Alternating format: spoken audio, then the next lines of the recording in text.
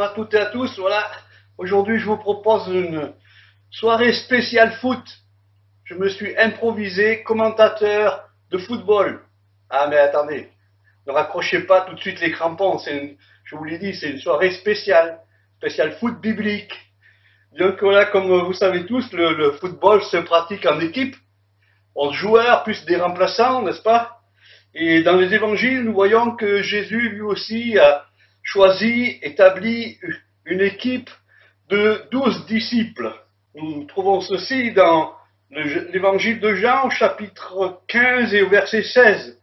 Jésus dit ceci: ce n'est pas vous qui m'avez choisi, mais moi je vous ai choisi et je vous ai établi afin que vous portiez du fruit. Amen. Et vous savez que les joueurs de football jouent sur un terrain délimité. Hein, et nous, quel est notre terrain?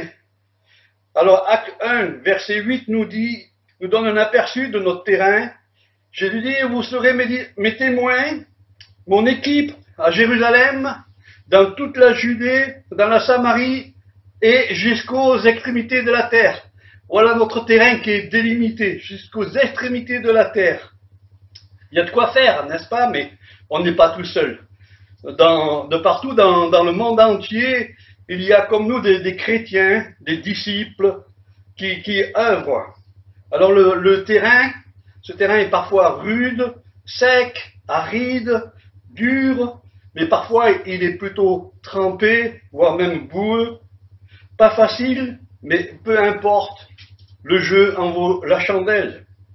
Et puis voyons maintenant l'équipement. Vous savez que les joueurs de foot ont un équipement spécial, un short, des maillots, des chaussettes et surtout des chaussures à crampons pour bien tenir ferme, pour ne pas tomber, pour ne pas chuter, pour tenir debout. Ils sont chaussés pour être zélés.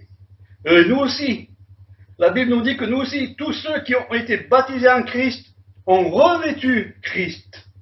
Et nous avons un équipement spécial, une panoplie que l'apôtre Paul nous mentionne dans Éphésiens 6, versets 14 à 17.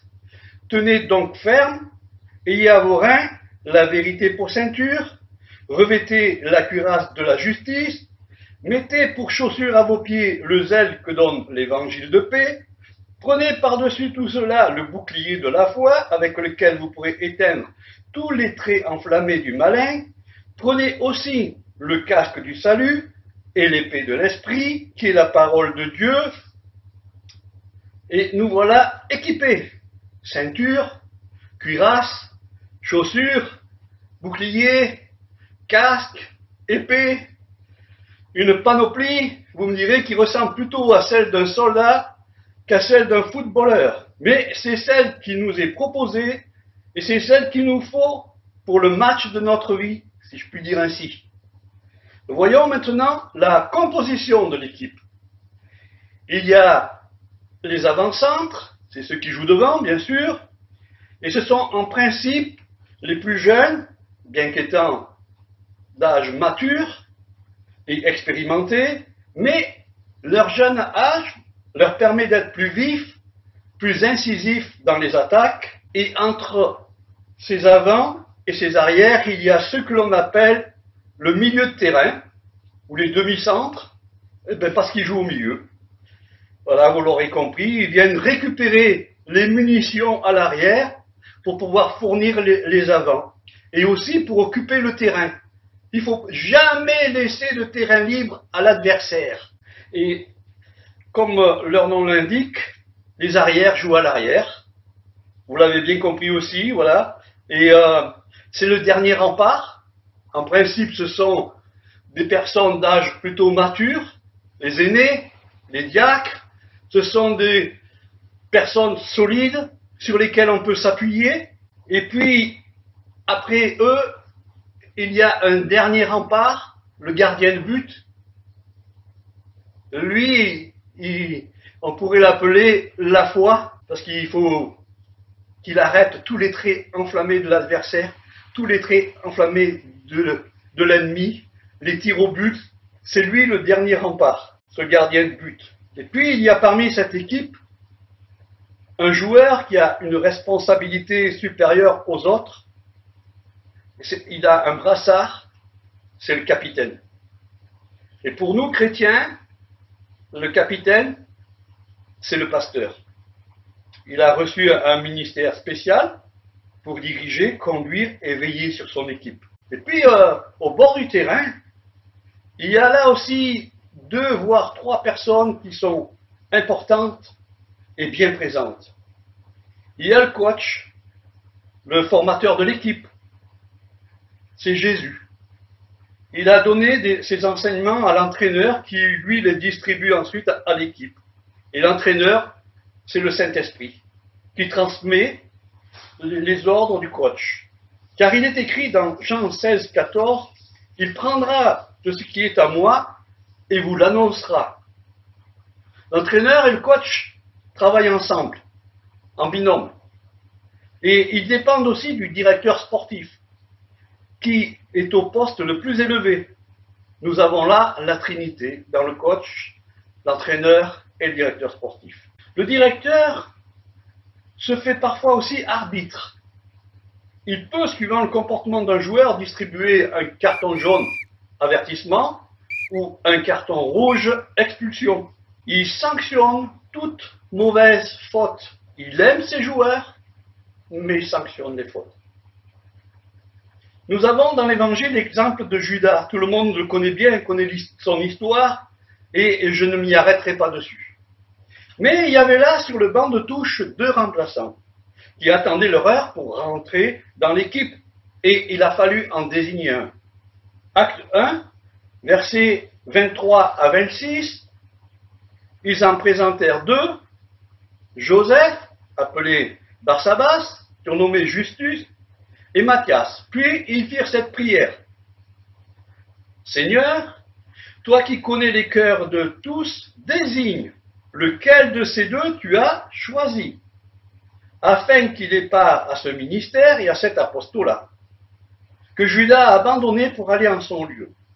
Ils tirèrent au sort, et le sort tomba sur Matthias, qui fut associé aux 11 apôtres. Et puis il y a là une autre catégorie de personnes qu'il ne faut pas sous-estimer. Ce sont les supporters sympathisants. Ils n'assistent qu'au match le dimanche, ils ne participent pas aux réunions de semaine, c'est bien dommage, parce que c'est là, au cours de ces entraînements, que se prépare le match du dimanche. Mais comme je vous l'ai dit précédemment, ne les sous-estimons pas, car ils sont là pour donner de la voix, pour supporter leur équipe par leur présence au match, et ils apportent aussi leurs oboles. Et il nous faut leur dire un grand merci. Ils ont leur rôle à jouer. Tout le monde n'a pas reçu les mêmes dons, les mêmes ministères. Il y a différents ministères et différents dons. Mais tous doivent avoir en commun le même esprit et être unis. La victoire n'appartient pas aux joueurs qui marquent un but, mais à toute l'équipe. Et elle appartient même aux supporters. On dit d'eux qu'ils sont le 12e homme. Mes amis, je voudrais vous dire une dernière chose, c'est que si nous avons Christ, Jésus, alors nous sommes dans la bonne équipe. Car avec Jésus, nous sommes plus que vainqueurs. Christ a remporté la victoire. Notre adversaire, le diable, est vaincu. À la croix, il a perdu sa puissance. Christ est vainqueur. Alléluia. Quoi qu'il en soit, il nous faut de la persévérance et de la motivation pour continuer. L'apôtre Paul était quelqu'un de motivé. Voici ce qu'il exprime dans Philippiens chapitre 3 et au verset 12 à 14. Ce n'est pas que j'ai déjà remporté le prix ou que j'ai déjà atteint la perfection, mais je cours pour tâcher de le saisir, puisque moi aussi, j'ai été saisi par Jésus-Christ. Frère, je ne pense pas l'avoir saisi, mais je fais une chose, oubliant ce qui est en arrière et me portant vers ce qui est en avant, je cours vers le but pour remporter le prix de la vocation céleste de Dieu en Jésus-Christ. Amen. Il n'y a pas au monde de motivation plus grande que celle du chrétien qui aime le Seigneur, parce qu'il sait que le Seigneur l'aime. Il a un but, Christ. Il sait pourquoi il est sur la terre et connaît la finalité de sa vie. Il aborde avec confiance les difficultés, car il regarde vers Christ qui mène tout à bonne fin pour lui. Le même apôtre Paul s'exprima aussi ainsi. Pour moi, vivre, c'est Christ. Philippiens 1, 21. Dans notre monde si démotivé qui collectionne les désillusions, qui conduisent même parfois à la dépression, voire même au suicide, voilà une motivation qui en vaut la peine. Faites de Christ votre vie. Si ce n'est pas encore fait, rejoignez l'équipe de Christ. Entrez en contact avec le Seigneur Jésus par la prière et découvrez en lui la vraie motivation qui transformera et marquera votre vie à jamais. Et nous lisons pour finir Hébreux chapitre 12 verset 1er. Courons avec patience la course qui est devant nous, les yeux fixés sur Jésus. Alléluia. Et je voudrais finir ces moments avec un petit refrain qui est celui-ci que vous pouvez reprendre avec moi si vous êtes encore là, si vous n'avez pas déjà raccroché les crampons, comme je vous l'ai dit tout au début.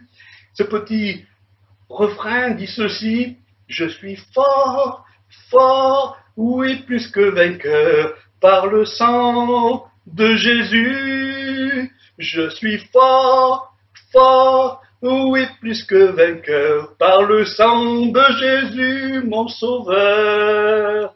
Amen. Que Dieu vous bénisse. À bientôt, mes amis, peut-être pour un autre match. Au revoir.